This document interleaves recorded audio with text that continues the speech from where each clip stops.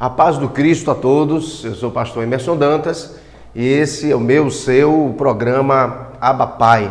Eu quero mais uma vez agradecer ao Senhor, porque estamos assim, sempre juntos, não é? Meditando na palavra de Deus. Quero agradecer também a vocês que sempre estão, juntamente com o pastor Emerson Dantas, acompanhando, né, as mensagens que o Senhor nos tem dado para a nossa edificação. Agradecer também aquelas pessoas que têm sido parceiras nossas aqui com o programa Abba Pai, o Acivaldo, a Maristela, aqui da TV Monte Sião, também o presbítero Emanuel, do supermercado J. Santos, bem como também André Mendes, da Inova Propaganda, e o meu amigo Ailton, da Academia Boa Forma. Um abraço especial a todos vocês em nome de Jesus, ok? Queridos, quero compartilhar com vocês, como sempre, os nossos contatos.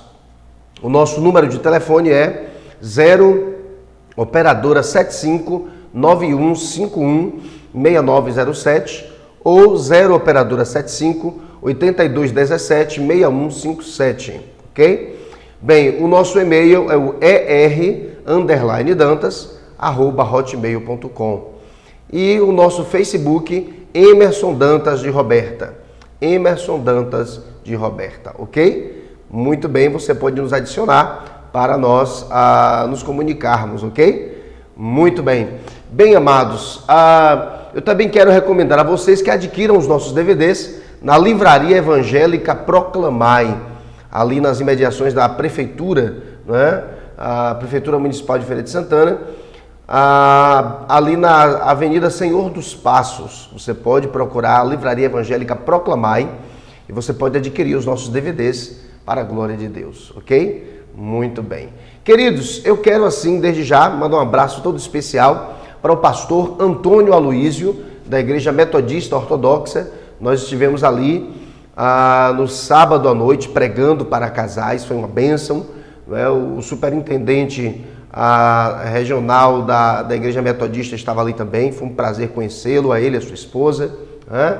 Um abraço especial aí para o pastor Antônio Aloísio, tá? Sua família e sua igreja. Também mandar um abraço especial ao meu amigo pastor Renato, foi meu colega de seminário e está pastoreando uma das congregações da Igreja Batista Alvorada, tá? A igreja onde eu aceitei Jesus há 25 anos atrás, né? Um abraço aí para o pastor Renato, irmã Lúcia, né? Para sua família e para aquela igreja maravilhosa que nós inclusive ajudamos a fundar há 19 anos atrás. Que bênção! Também um abraço especial a todos os queridos irmãos da Igreja Batista Alvorada. Igreja Batista Alvorada completou agora 50 anos de vida e celebrou assim de uma forma maravilhosa. E eu tive o privilégio de estar lá na Igreja Batista Alvorada no domingo à noite, depois que saí da congregação lá com o pastor Renato. Eu fui lá na Igreja Batista Alvorada e pude rever pessoas maravilhosas, irmãos e irmãs em Cristo, pessoas que inclusive colaboraram para a minha formação cristã, pessoas que me ensinaram, pessoas que me orientaram, pessoas que me instruíram, mesmo sem palavras, né, com o seu exemplo. E eu quero mandar um abraço todo especial a toda a membresia, né, os congregados da Igreja Batista Alvorada, a igreja onde eu também entreguei minha vida a Jesus, não é? Muito bem, um abraço a todos vocês para a glória de Deus. Queridos, olha, já estamos prontos aqui para o nosso programa. Mas antes disso eu quero compartilhar o endereço da nossa igreja. Eu sou pastor presidente da Igreja Batista Abba, aqui Brasil, Bahia, Feira de Santana, mesma rua do Hospital Municipal da Criança, que é a rua Porto Seguro, número 445. E os nossos cultos são às quintas-feiras, 7h30 da noite, aos domingos, 10 da manhã, Escola Bíblica Dominical, e aos domingos à noite, 6 horas da noite, nós temos o culto da família. Você é o nosso convidado, a nossa convidada, para estarem assim conosco, adorando ao nosso Deus, tá bom? Muito bem. Bem, queridos, como eu falei, já estou pronto aqui para começarmos a refletir na palavra de Deus. Você também?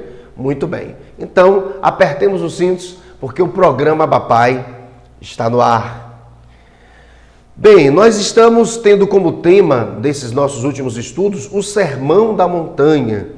E sempre antes de nós entrarmos no tema específico ou no subtópico específico do Sermão da Montanha, nós temos assim explanado um pouco sobre a importância do Sermão da Montanha. Faremos isso, mas primeiro vamos ler o texto da Palavra de Deus, que se encontra aqui no Evangelho segundo Mateus, ou Levi, como eu sempre falo, Mateus capítulo 6, do versículo 19 ao versículo 21.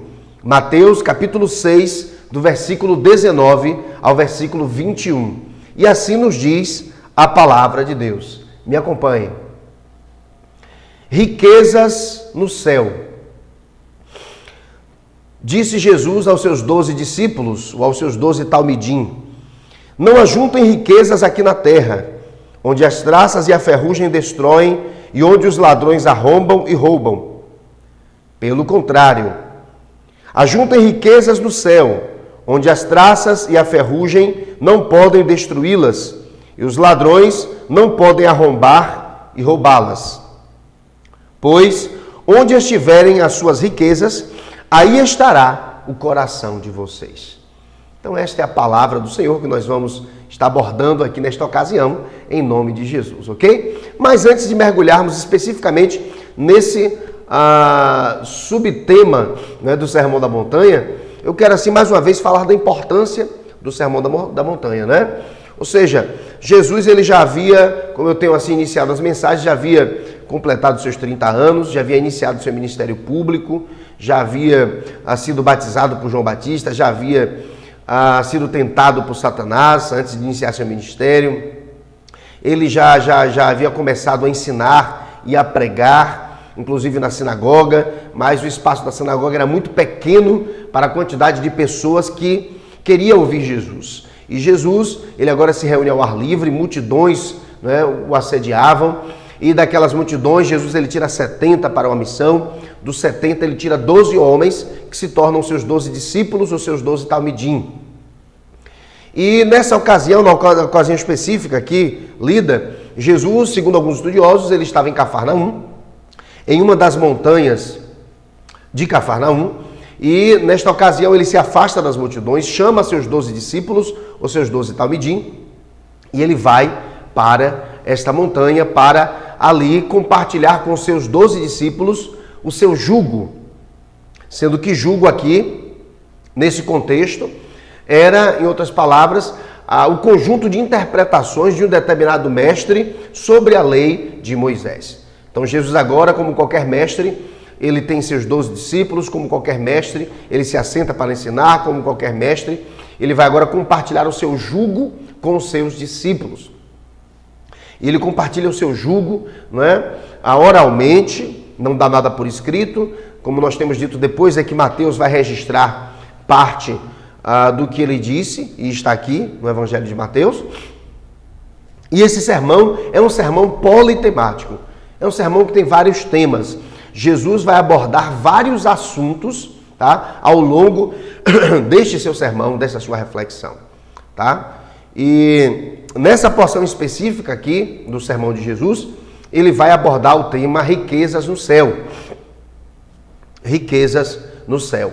E como todo país tem a sua carta magna, tem a sua Constituição Federal, o reino dos céus, ou o reino de Deus, também tem a sua carta magna ou a sua Constituição Federal, que é exatamente aqui o Sermão da Montanha. Jesus ele vai ensinar aqueles temas que são imprescindíveis para uma vida cristã segundo a sua vontade. E ele instrui agora esses 12 homens e ao longo do seu ministério de 3 anos e meio, ele vai estar assim reproduzindo aquilo que ele ensinara na sua própria vida e pregando novamente, ensinando novamente aqueles tópicos, de maneira que os apóstolos absorvem aquilo e eles passam isso para outras pessoas e os ensinamentos do Cristo ficam registrados aqui na Bíblia, chegam a nós depois de 2000 anos e servem de orientação para nós, servem de bússola para nós, a fim de que nós vivamos segundo as orientações do próprio Cristo, ok? A Bíblia é a nossa regra de fé e prática, é a nossa bússola, na verdade é o nosso GPS. Muito bem. Bem, queridos, então esta é um resumo que eu sempre faço sobre a importância do Sermão da Montanha. Muito bem, então o tema Sermão da Montanha, o título da mensagem de hoje é Riquezas no Céu. É o mesmo título ou subtítulo da minha Bíblia, que é a Nova Tradução na Linguagem de Hoje, ok?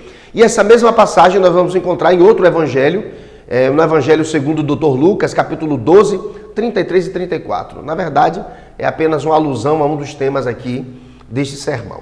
Mas uma coisa interessante, tá? Depois de nós estudarmos aqui esta passagem, vamos perceber que Jesus, ele vai continuar falando sobre riquezas. Nesta passagem de hoje, Mateus 6, de 19 a 21, Jesus ele vai ensinar aos seus 12 discípulos, tá? Onde ajuntar riquezas. Agora observe aqui na sequência, em Mateus 6, 22 e 23, cujo subtítulo aqui é A Luz do Corpo, Jesus ele vai ensinar aos seus 12 discípulos como ajuntar riquezas no céu. Isso aí nós vamos ver na próxima oportunidade, tá bom? E depois dessa passagem vem a sequência, Mateus 6, de 24 a 34, Cristo continua falando sobre riquezas, mas agora ele vai falar sobre por que não ajuntar riquezas na terra. Então Cristo fala sobre onde ajuntar riquezas, ele fala sobre como ajuntar riquezas no céu e ele fala por que não ajuntar riquezas na terra.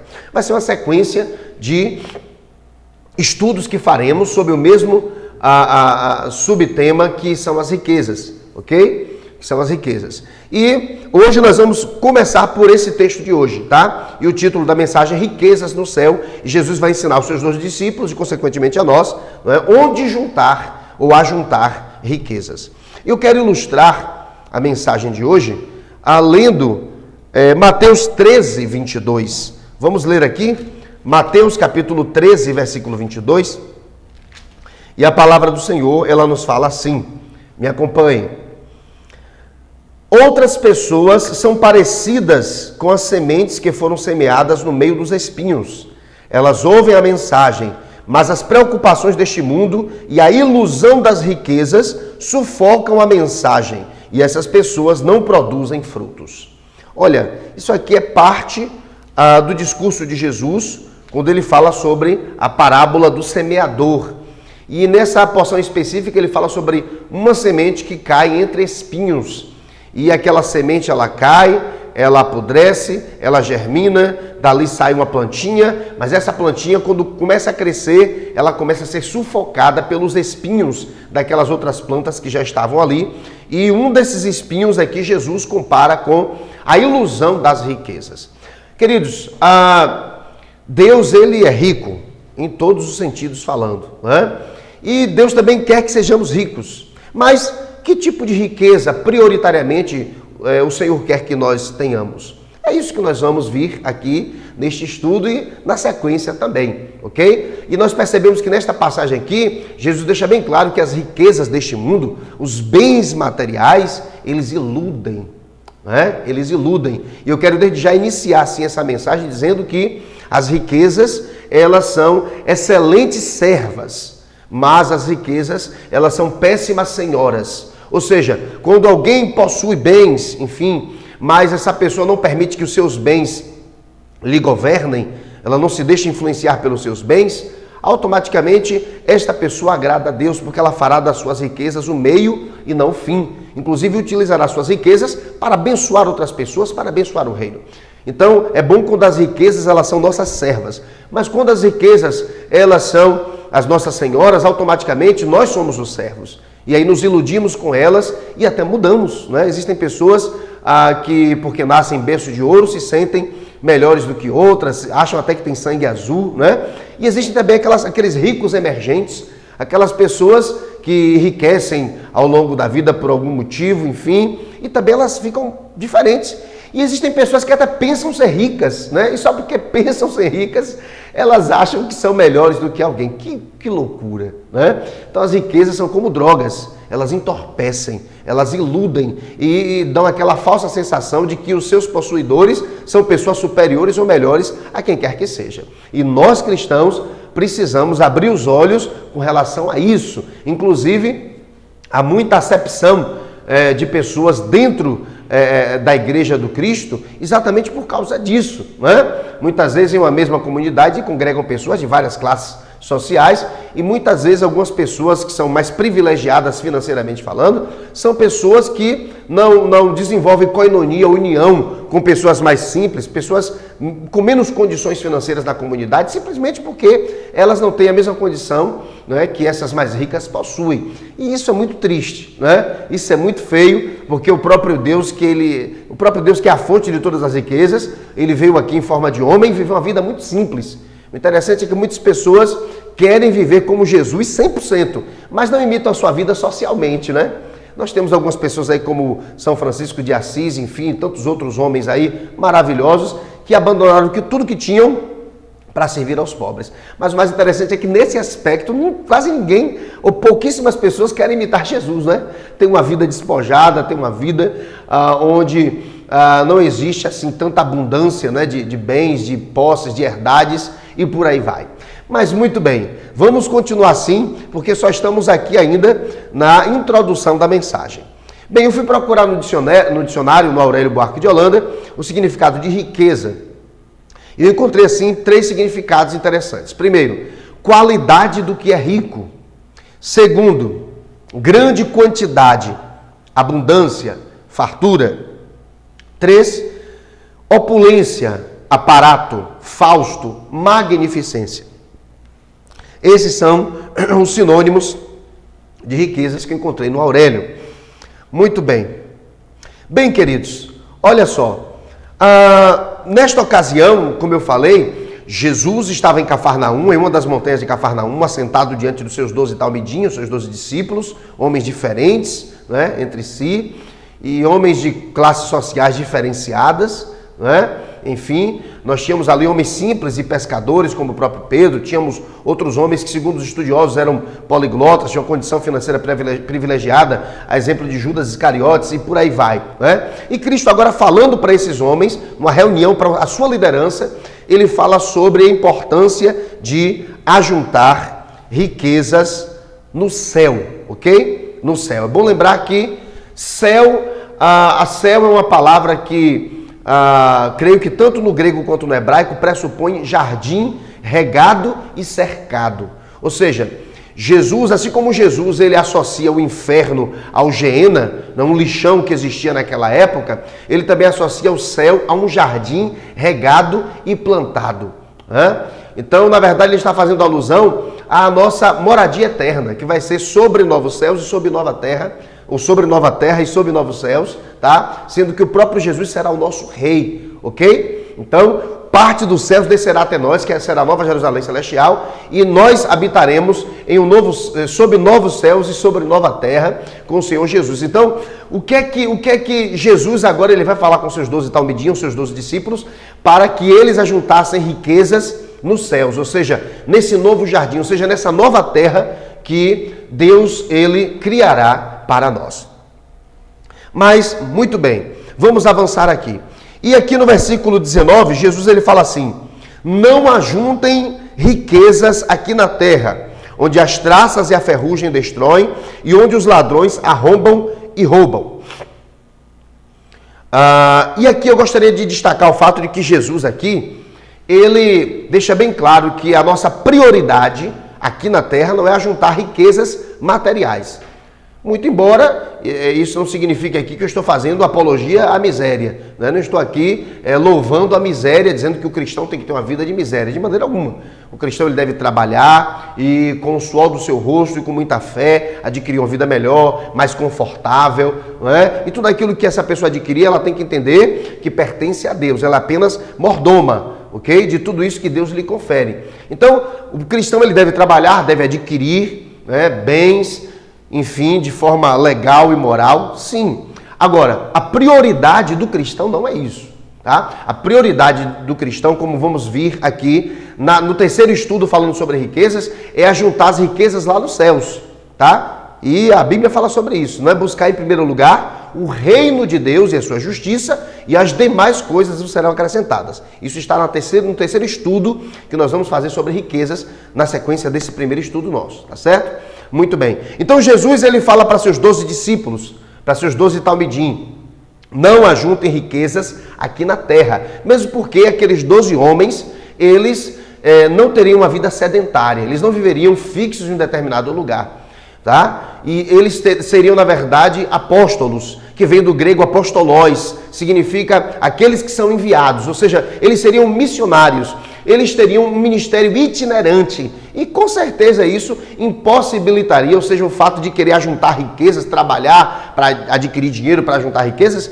isso seria impossível caso eles de fato, como fizeram, exercessem o ministério que Jesus os havia incumbido, de serem apóstolos, de serem missionários, de terem um ministério itinerante, de estarem aqui e ali, ganhando vidas, inaugurando igrejas, inaugurando comunidades cristãs e seguindo o seu caminho, tá? Então Jesus ele fala para esses 12 missionários itinerantes: olha, não ajuntem riquezas aqui na terra, onde traças e ferrugem destroem e onde os ladrões arrombam e roubam. Cristo aqui, quando ele fala isso para esses apóstolos, ele vai citar aqui 3 elementos na sua fala: traça, ferrugem e ladrões. E quando Cristo ele fala isso, ele está falando exatamente, indiretamente, daquilo que esses elementos destroem. Ou seja, o que é que a traça destrói? O que é que a ferrugem destrói? O que é que os ladrões destroem? Cristo falou de tal forma que os apóstolos, quando ouviram, eles entenderam perfeitamente do que Cristo estava falando. Das riquezas efêmeras e passageiras aqui da terra, tá? Muito bem. E aqui, eu quero destacar em primeiro lugar sobre a traça, não é? Ou seja, o que a traça pode subtrair? Cristo fala: não ajuntem riquezas aqui na terra, onde a traça destrói. Então, o que é que a traça pode subtrair de nós? Roupas custosas e luxuosas. Era uma realidade naquela época, né? E nós percebemos aqui na Bíblia alguns exemplos sobre pessoas que, de fato, tinham um grande interesse por essas roupas, né, de destaque. Nós temos, assim, a história de Geazi, que está em 2 dos Reis, capítulo 5, versículo 22. E a palavra do Senhor nos fala assim: respondeu ele: tudo vai bem. Meu Senhor me enviou a dizer-te: eis que agora mesmo vieram a mim 2 mancebos dos filhos dos profetas da região montanhosa de Efraim. Dá-lhes, pois, 1 talento de prata e 2 mudas de roupa. Então nós sabemos muito bem que Geazi, ele foi atrás de Naamã, que havia sido curado por Deus através do seu mestre. E o seu mestre não havia cobrado nada. Porque de graça a gente recebe, de graça a gente deve dar. A gente não deve mercadejar o evangelho. Mas Geazi, infelizmente, né, ele foi atrás de Naamã e mentiu, dizendo que seu mestre havia solicitado, sim, para algumas pessoas que haviam chegado em sua casa, 1 talento de prata e 2 mudas de roupa. Então observe só, não é, que desde a antiguidade, né, nós seres humanos, nós somos apaixonados por uma bela roupa. Não há nenhum problema nisso, né? Mas há muitas pessoas que fazem disso seu Deus, não é verdade? Pessoas que estão tomadas pelo espírito do consumismo e que, se não comprarem roupas para tentar entulhar o vazio que está dentro do seu coração, que é exatamente do tamanho de Deus, essas pessoas elas morrem então de depressão, tá? Muito bem, mas temos outro exemplo aqui, Acã. Josué capítulo 7, versículo 21 diz assim: quando vi entre os despojos uma boa capa babilônica e 200 ciclos de prata e uma cunha de ouro do peso de 50 ciclos, cobicei-os e tomei-os. Eis que estão escondidos na terra, no meio da minha tenda, e a prata debaixo da capa.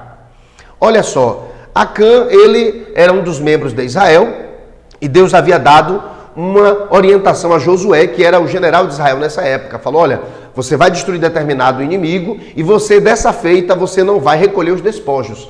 Ou seja, os despojos eram, na verdade, os pertences e até mesmo os próprios inimigos que a nação vencedora poderia tomar para si. Às vezes Deus falava: olha, pode pegar os animais, ou pode pegar a colheita, não é? ou pode pegar a prata e o ouro deles, enfim. Às vezes Deus falava: não, você não vai pegar nada. Foi essa a ocasião.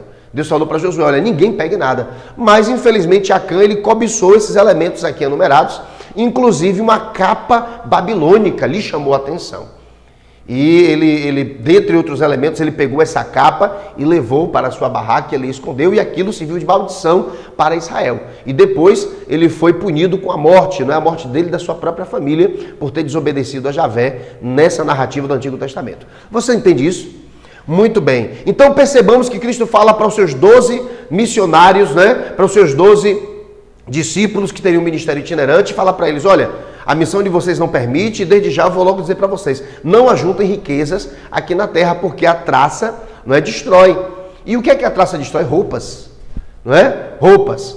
Eu gosto de uma boa roupa, eu gosto de andar bem arrumado, mas isso vem em segundo lugar, em segundo plano, terceiro plano, quarto plano, enfim. Em primeiro lugar, o reino de Deus. Amém, amados?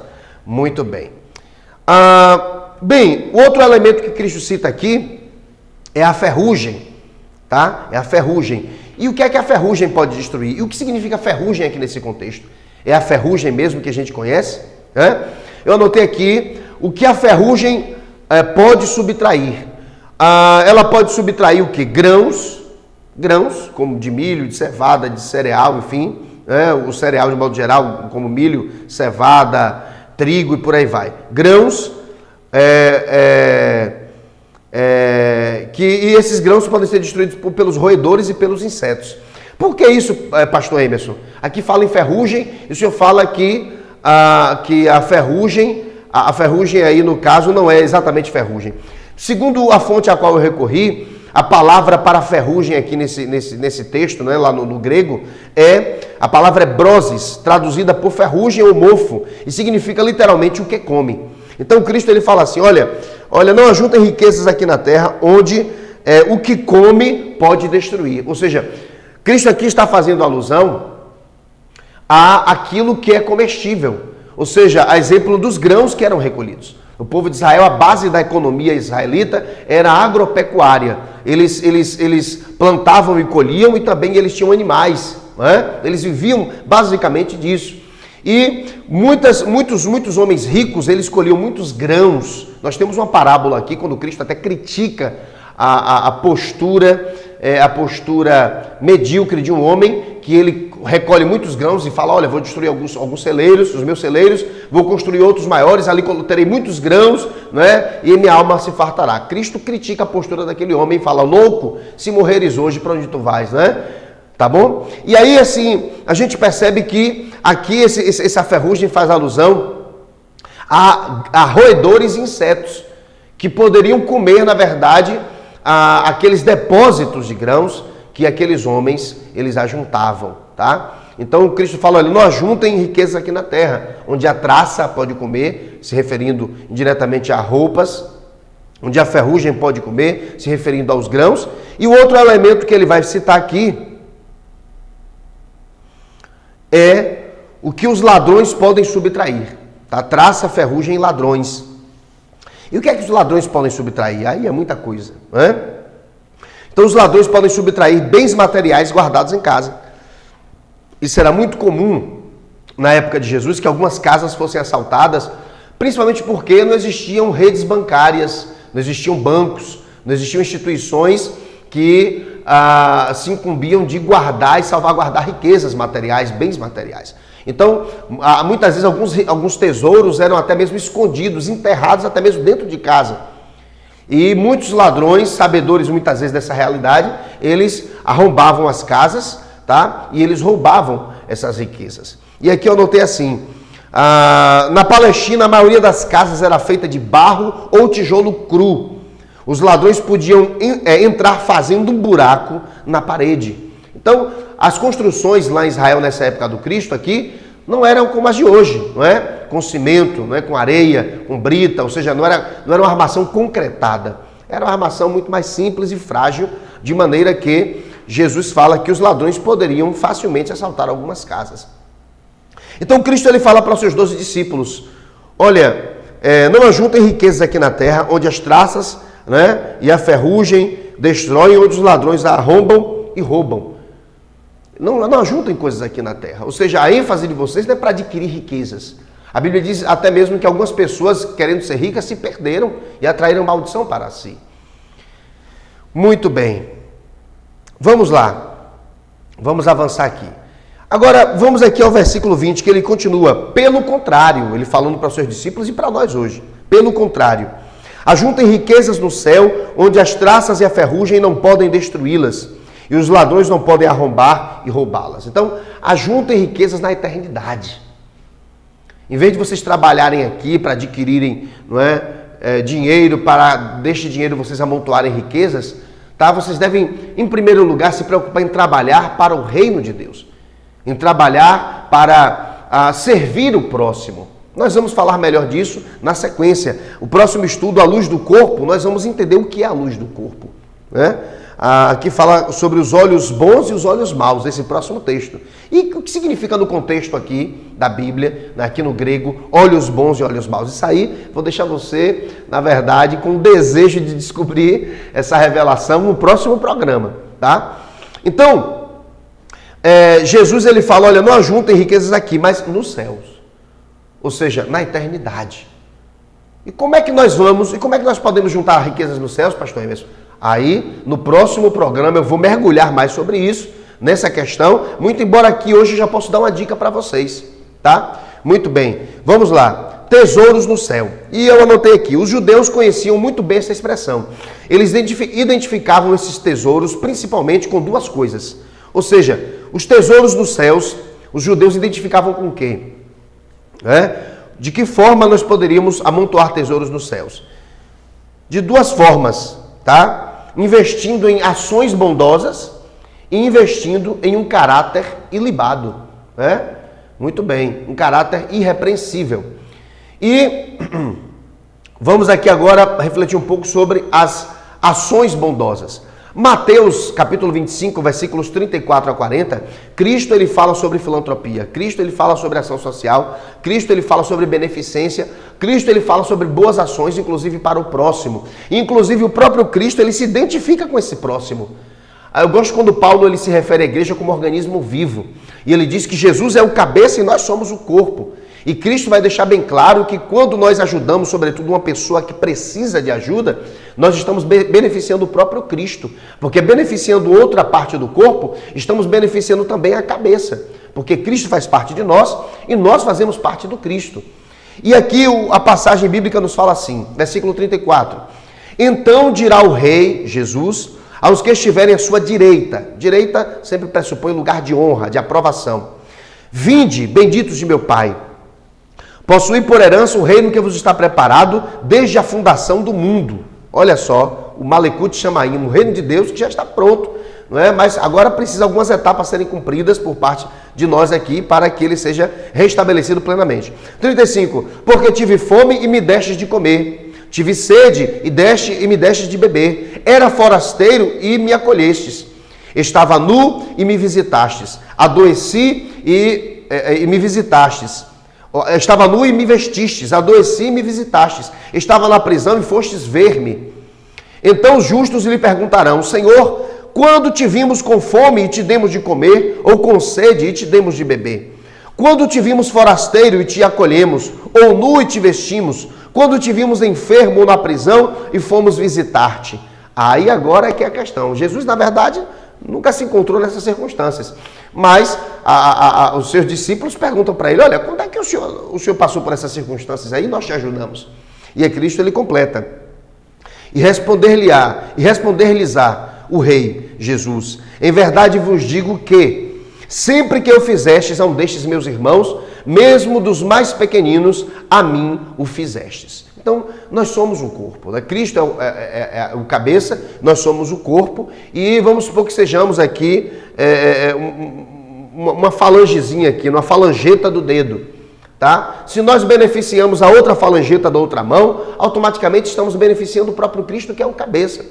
Então, Cristo ele vai deixar bem claro que não há espiritualidade sem beneficência, não há espiritualidade sem alteridade, não há espiritualidade sem ajudar o outro que carece, que precisa, tá?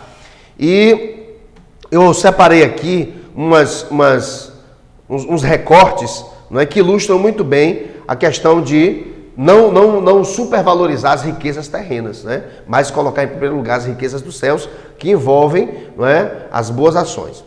E eu anotei aqui o seguinte, os judeus contavam uma famosa lenda sobre um tal rei Monobás de Adiabene, que se converteu ao judaísmo. 2 pontos. E aí eles começam a contar assim a história. Um ano de fome, Monobás distribuiu seu tesouro entre os pobres. Suas irmãs enviaram mensageiros para lhe dizer, seus pais reuniram tesouros e os acrescentaram aos de seus pais. E acrescentaram aos de seus pais, mas você dissipou os seus e os deles. Monobás respondeu: meus pais reuniram tesouros para esta vida. Eu estou acumulando tesouros para a vida eterna. Eles armazenaram sua riqueza em lugares onde a vontade humana pode governar, mas eu os tenho agora em um lugar onde ninguém pode já dispor deles. Meus pais acumularam tesouros que não dão interesse. Os meus sim dão. Meus pais acumularam tesouros de dinheiro. Eu acumulei tesouros de almas. Meus pais acumularam tesouros para outros e eu os acumulei para mim. Meus pais acumularam tesouros neste mundo e eu os tenho guardados no mundo vindouro. Interessante, não é? Isso aqui serve para ilustrar a importância de não ajuntarmos, de ajuntarmos tesouros nos céus, inclusive por meio das boas ações, das boas obras, tá? Mas não são exatamente as boas obras que nos salvam, tá? Mas quem é salvo pratica boas obras. Muito bem. E tem um outro recorte aqui que nós tiramos aqui. Nos dias da terrível perseguição de Décio, em Roma, as autoridades arrasaram uma igreja cristã. Sua intenção era apoderar-se dos tesouros que imaginavam estariam armazenados nesse lugar. O prefeito romano ordenou a Laurêncio, o diácono: mostre-me imediatamente o lugar onde vocês guardam seu tesouro. Laurêncio assinalou as viúvas e os órfãos que estavam comendo, os doentes que estavam sendo curados, os pobres, cujas necessidades estavam sendo satisfeitas, e disse: estes são os tesouros da igreja. Que maravilha, né? Que bênção, que bênção. Queridos, precisamos ajuntar tesouros nos céus e não prestigiar, vamos colocar assim, ou colocar em primeiro lugar ou ajuntar tesouros aqui na terra. Deus não quer que ajuntemos tesouros aqui na terra, tá? Muito embora algumas pessoas que têm boas condições não vão para o inferno porque são ricas, de maneira alguma, né? Como eu falei, a questão de como a pessoa que detém bens materiais, e riquezas, se posta diante dessas riquezas. Mas temos que ajuntar tesouros lá nos céus, tá? E aqui na terra buscar em primeiro lugar o reino de Deus e a sua justiça. E nós percebemos aqui qual é a riqueza da igreja, não é? Nossas comunidades. Qual é a riqueza de uma comunidade? São as pessoas. Nós pastores, não é? Com a maior riqueza de nossas comunidades são as ovelhas de Jesus e que foram confiadas a nós. Eles são as maiores riquezas. Muitas vezes, alguns colegas, não é? Alguns colegas pastores ainda não entenderam muito bem o que é ser um pastor, o que significa ser um ministro, não é? Não entenderam ainda qual a sua função, que é servir, não é? Que é ajudar.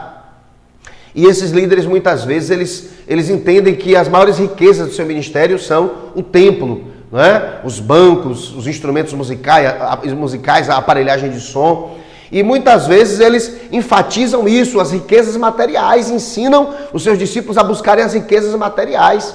E muitas vezes, muitas ovelhas estão ali, assentadas em bancos acolchoados, pisando em granito, dando ar-condicionado, mas estão passando fome em suas casas. E muitos pastores não as visitam, muitos pastores não procuram saber as necessidades dessas suas ovelhas para abençoá-las, sendo que elas são a maior riqueza de Deus e nós que somos pastores. Não é? Então muitas pessoas prestigiam o templo em detrimento das pessoas. Muitos pastores idolatram, na verdade, a estrutura física, o prédio onde a igreja se reúne, e não a igreja de fato, que são as pessoas. Então, a começar por nós, pastores, é uma grande tentação. As riquezas, os bens materiais são uma grande tentação, a começar por nós. Né? Que muitas vezes supervalorizamos o prédio e deixamos de dar o devido amor e carinho às ovelhas do Cristo, que espontaneamente decidiram congregar conosco em nossa comunidade. Muito bem, mas vamos lá, já estou encerrando. E quando se fala em ajuntar riquezas nos céus, os judeus também eles tocam na questão do caráter.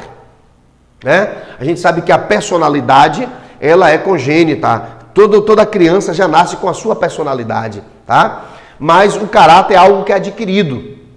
Segundo os psicólogos, até os 7, 9 anos de idade, a criança, ela de fato, ela constrói aquilo que vai ser a base do seu caráter. E os judeus, eles dão ênfase que para que a gente amontoe riquezas nos céus, precisamos amoldar o nosso caráter ao caráter do Cristo. Devemos, na verdade, permitir que os ensinamentos do Senhor Jesus, eles nos encharquem e tomem o lugar daqueles velhos conceitos e valores que fazem parte do velho homem e que ainda estão em nossas vidas e que, vez por outra, ressuscitam e querem mandar em nós. Então, é muito importante que ajuntemos riquezas nos céus, Não que riquezas que alguém possua seja maldição, de maneira alguma. Como eu falei, depende de como você lida com essas riquezas. Mas a prioridade é juntar riquezas nos céus, por meio das boas ações e por meio de um caráter. E outra coisa, como é que eu amontou riquezas nos céus por meio do caráter? Quando eu reproduzo o caráter de Cristo na minha vida, é claro que abaixo da graça do Cristo, que é o que nos salva exclusivamente, eu estou, de certa forma, colaborando para que a graça do Cristo, de fato, não vou dizer colaborando, tenho que ser muito cuidadoso aqui nessa colocação. É a graça do Cristo que nos salva exclusivamente. Mas quando eu procuro me santificar e reproduzir o Cristo em mim, eu estou dando lugar a essa graça. E com isso, automaticamente eu vou estar presente também no céu, ou seja, na nova morada celestial dos salvos, juntamente com Cristo Jesus. Então, automaticamente, mais uma riqueza eu vou estar levando para aquele lugar. Cristo vai estar levando para aquele lugar, quem é a minha vida. Por quê? Porque eu dei lugar à salvação, eu dei lugar à mensagem do Cristo. Amém? Muito bem. Queridos, já estamos chegando ao final aqui do nosso programa, tá? O título da nossa mensagem hoje foi Riquezas do Céu, e nós aprendemos aqui onde ajuntar riquezas. Na próxima semana, tá? Nós vamos estar estudando o próximo subtópico aqui do Sermão da Montanha, que está em Mateus 6, 22, 23, e tem como subtópico aqui o subtítulo A Luz do Corpo. O que é a luz do corpo? Né? E esse texto vai estar compartilhando conosco sobre o como ajuntar riquezas nos céus. Eu já falei, já dei um pontapé inicial de como ajuntar riquezas nos céus. Mas nesse texto aqui a gente vai estar se aprofundando mais nisso, em nome de Jesus. Amém? Muito bem, queridos. Vamos orar nessa hora? Vamos orar? Oremos em nome de Jesus. Deus amado, eu entro em Tua presença, meu Deus, nesta hora, juntamente com muitas pessoas que me acompanham neste programa, Pai, para Te dizer que nós Te adoramos, nós Te louvamos. Meu Pai, nós somos gratos a Ti por todas as bênçãos que o Senhor nos tem dado e por todas as riquezas que temos recebido do Senhor, Pai. Principalmente, meu Pai, a riqueza do Teu Espírito que está dentro de nós. Meu Pai, a riqueza do fato de saber que os nossos nomes estão escritos no livro da vida. A riqueza de sabermos que fazemos parte do reino dos céus, do reino de Deus aqui na terra. Muito obrigado, porque essas são as principais riquezas. São as riquezas espirituais. São, na verdade, riquezas compartilhadas do Senhor, da Tua glória para conosco, Pai. Ajuda-nos, meu Deus, a buscar em primeiro lugar o Teu reino e a Tua justiça, porque as outras coisas serão acrescentadas. Ajuda-nos a entender que a principal riqueza é ter o Senhor Jesus como nosso Salvador, é ter os nossos nomes escritos no livro da vida, é vivermos uma vida conforme aquilo que for ensinado pelo Senhor Jesus para nós. Ó, meu Pai, e quanto às riquezas materiais que possuamos ou que alguns possuam, meu Pai, que essas riquezas sejam simples servas, sejam meio e não fim, e que essas pessoas, sobretudo as pessoas mais privilegiadas financeiramente falando, elas entendam que aquilo que elas receberam vem de Ti e é para o Senhor, é para que elas revertam também para a Tua obra, meu Deus, para a implantação do Teu reino aqui na terra, Pai. Eu oro Te pedindo que o Senhor nos dê essa consciência, meu Deus, e nos livre do espírito de mamon, Pai, nos livre do espírito da mesquinhez, meu Pai. Em nome de Jesus eu oro, Pai, em nome de Jesus. Amém. Amém? Muito bem, já estou encerrando. Vamos agora à bênção apostólica. Que o amor de Deus Pai, a graça do nosso Senhor e Salvador Jesus Cristo e as doces consolações do Espírito Santo de Deus sejam com todos nós, desde agora e para sempre, em nome de Jesus. Amém. Amém? Amém, queridos. Eu estou indo, tá? Esperando em Deus que estejamos juntos na próxima ocasião, onde estaremos assim, estudando Mateus 6, 22 e 23, a luz do corpo. Não perca, vai ser uma bênção, tá bom? Eu estou indo, mas lembre-se sempre, nenhum de nós é melhor do que todos nós juntos. Tchau, tchau.